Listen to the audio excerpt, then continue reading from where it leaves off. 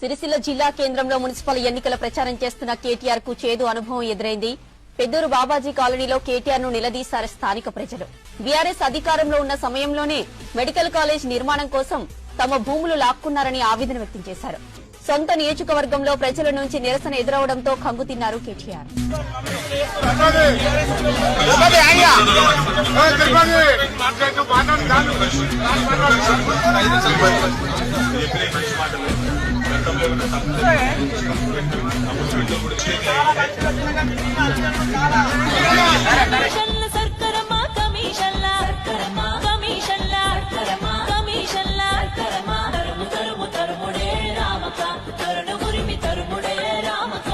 Gajwel MLA అధికారంలో లేకపోతే farm house కే పరిమితం అవుతున్నారని అక్కడి ఓటర్లు ప్రతిపక్షాలు ఫైర్ అవుతున్నారు.